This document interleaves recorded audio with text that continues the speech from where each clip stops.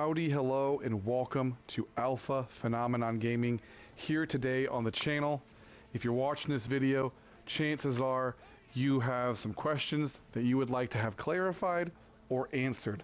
And I'm here with the Season 2 Q&A to answer some of those. And for some members of the community who are more recent, congratulations for purchasing the Founders Pack or for considering purchasing the Founders Pack.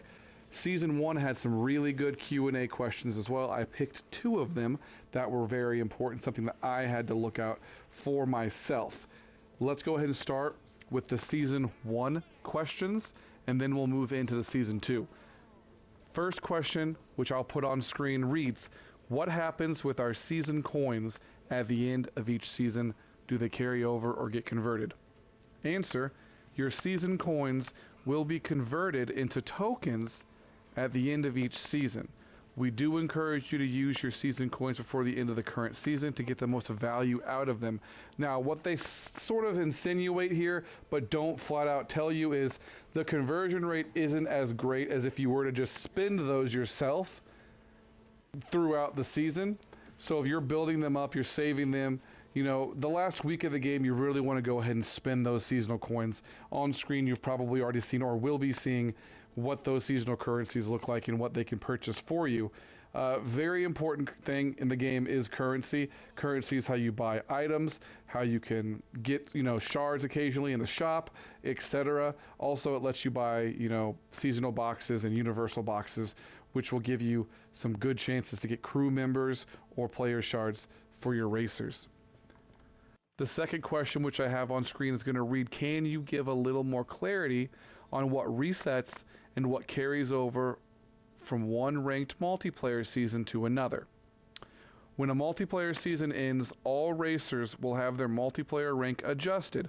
Racers above a certain multiplayer rank, starting with Gold League at rank 11, will lose rank score. The higher the range, the bigger the loss, and will go down in rank proportionally. Players will earn an equitable amount of multiplayer coins in the process. Only multiplayer ranks are affected by this. League and rewards already earned in each racer's reward pool will remain unchanged. Now, this took some digging for me to find out, so if you're confused about this a little bit, trust me, you're not the only one. And if I still have this wrong, please, if you're part of the community and you like the video, go ahead and post in the comments, be a pal, and let us know where I'm wrong so that we can have the right information. I'm still learning as we do this. What I take this as is you want to get all your multiplayer ranks MPR to at least 11. Some people would say 12. I'm not sure the difference if it's 11 or 12. But if you can get multiple racers up to at least 11 or 12, then you're going to get better rewards for them. Whereas if you were to play them in just the, you know, entry league and get them like 5, 6, whatever, below that 11 mark where you're Gold League, you'll get more rewards for that. It says players will earn an equitable amount of multiplayer coins in the process. So you do get rewards, and it says only multiplayer ranks are affected. League and rewards already earned in each racer's reward pool will remain unchanged. Now, something that I always found curious was I asked myself, if I'm earning player shards for each NPR or coins or upgrade materials, whatever it may be for that NPR, do I get those again? Do that reset to earn again at the start of the new season? Because I didn't play the multiplayer ranked or the multiplayer regulated in Season 1 as much as I probably should have, or I didn't pay attention to it, rather. From my understanding, guys, you do not re-earn that stuff. So it is worth going through if you like a character. If your Meg from the Hercules franchise is, you know, a few shards away from a star up, it's going to behoove you to get up there to NPR 5 to get that first set of, what is it, four shards, I want to say. And then in Gold League, you get 5 shards for playing it. I think that's between, what, 12 and 16, something like that. And you'll be able to get her some more shards, which has happened to me multiple times. It's been like, okay, I want to get them faster. I want to get them better base stats. Let's go ahead and play them for a little bit and get their star ranking up, because those rewards are worth, you know, going for. Now, the next question we're going to jump into is all Season 2 Q&A. Those were the two from Season 1. We're going to just kind of bounce through this, and I'll break it down as we go. On screen, will new seasons still happen every 2 months after the game exits the early access phase? Are community suggestions taken into account when deciding upon seasons? Their goal is to have 2 months. Every season is 2 months. You can expect a new season every 6 to 8 weeks, both during and after the early access phase, which will provide, plenty of opportunities. I think this is really great. I really do. I think that they are going to, have tons to pull from, and they're working real hard behind the scenes. I mean, they're just now announcing Season 3's racers. They have not yet at this time announced the mid-season 2 racers that we're getting, but they're probably deep into Season 5. I'm betting you 5, 6, maybe beyond. So they have a good handle on what's going on, and whenever the game launches a new season, launches a new update, I'm betting you they have patches and bug fixes ready to go, because I have noticed a few things that they've corrected fairly quickly, and I do quite enjoy that. Next question says, will the mid-season racers, crew members, and upgrade parts only be available through limited events? Their answer says it will vary on a racer-by-racer basis. For example, Racer Figment will return occasionally through limited events, although there might be occasional offers in the shop for shards, crew, and/or upgrade materials.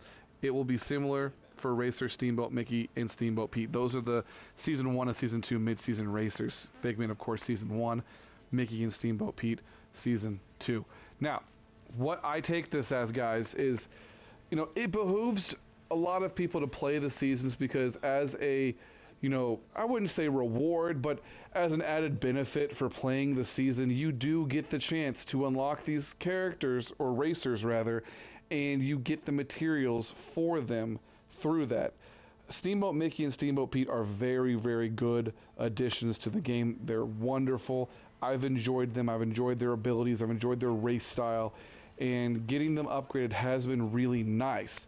Not to mention, the game, at least right now, has given ample opportunities to earn resources to kind of level them up and get you more resources to get you in the game, at least for the Mickey and Friends Racers category. I like that quite a lot, and I think that they're going to continue to do that through the limited events and through the, limited challenges that they might have in that tab or section of the game. Next question will say, will there be more PlayStation Plus exclusive rewards in the future? Yes, every few months they plan to do this. I only posted this on here because I'm a PlayStation player. I'm very excited that we're going to be getting some exclusive content. That makes me feel like a valued member of the community. I love it. Next question says, would you consider making unredeemed season box credits automatically open season boxes at the end of a season?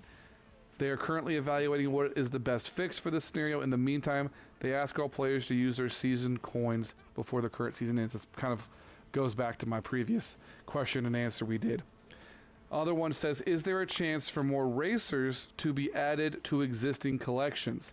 Now, this is great because I said existing collections will definitely grow in the future. Racers within the same collection will share some of the same upgrade parts. Now, that's a little scary because I know that you need like clocks for Mickey and Friends for their starting of evolution in the game, when you level them up slowly to up to 15.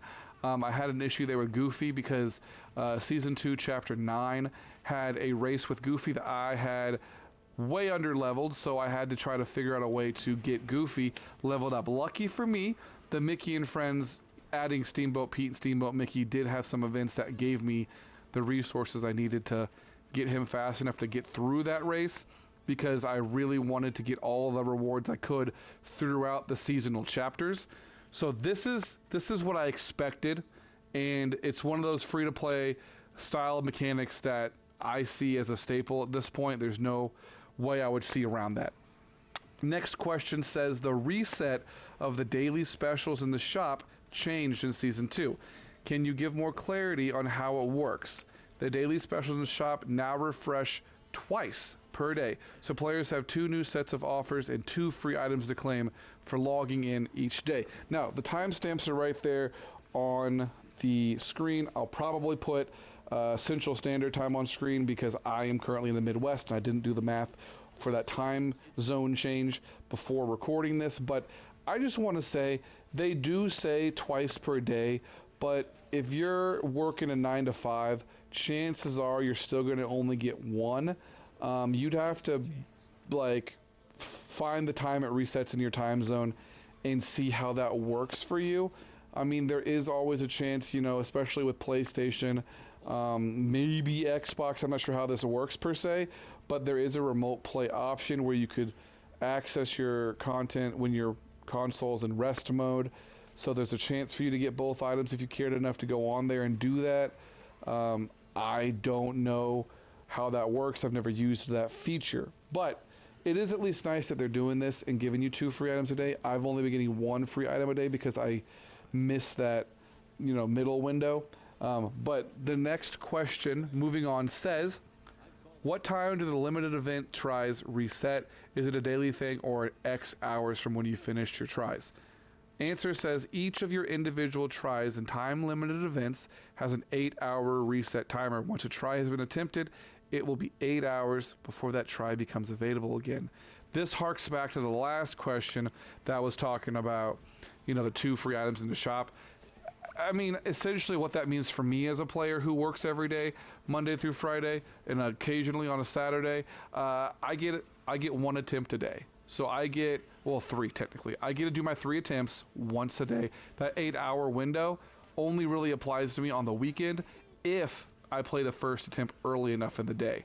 Doesn't always happen, doesn't always work in my favor, but that's kind of where that's at. I do like that they did the 8-hour window. It does keep some people from just destroying the leaderboard and making it harder for you to get in that top 10% to get the best rewards possible. I personally have only gotten top 10% for 1 limited event in my time playing the game, so it is challenging.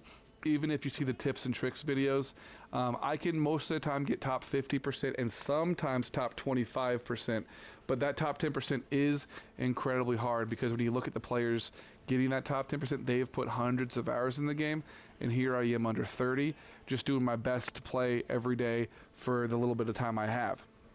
Now, the next question says, can you explain the reasoning behind racers over MPR 11 dropping a certain number of ranks? Each new season is an opportunity for players to improve their skills once again. Adjusting ranks at the end of a multiplayer... I'm so sorry, guys. Adjusting ranks at the end of a ranked multiplayer season is standard practice for games with a competitive multiplayer mode. In our game is no difference. The higher your MPR, the larger the season adjustment. However, at the conclusion of each season, we are also going to award multiplayer coins for the final MPR of each of your racers above 11. This means you are incentivized to reach as high a rank as you can with as many racers as you can. So back in the video, I was saying 11 or 12. It really is confusing to me. I'm still not sure if you have to be 12 or you have to be 11. Here it says above MPR 11. So I'm assuming that incentivizes you to get to 12, which means I've been doing it wrong this whole second season. I got to go back as each racer and get them 1 multiplayer rank. But that's okay because at least you get rewards for doing that, and it's not super bad because you won't lose MPR until you get to 16, so that's always nice. Next question says, will there be a way to purchase the Golden Pass once we run out of Golden Pass credits? If you do not own the Golden Pass credits at the start of Season 3, you will be able to unlock the premium tier of the Golden Pass for 990 tokens. As a reminder that you'll be able to purchase additional tokens starting in Season 3. And then right here, I'm just going to throw this out here because I did take this as well. Will there be a way to purchase tokens? Yes, players will be able to purchase additional tokens starting in Season 3. And that, guys, is going to conclude the questions that we have. Now, anything that you might have a concern about or a question about regarding Disney Speedstorm, I want to hear it and I want to know because I am very invested in the game right now. I started playing the preseason, the early Diablo 4. I beat the storyline, and now Season 1 is out, and I'm kind of sidetracked because I'm having so much fun playing Disney Speedstorm. So, guys, I want to know your questions. I want to find the answers for them, and I want to be a valued part of the community to have those answers and those resources to provide So I appreciate you checking out the video, taking the time to watch. Take care, guys, and I'll see you on the next one here on Alpha Phenomenon Gaming.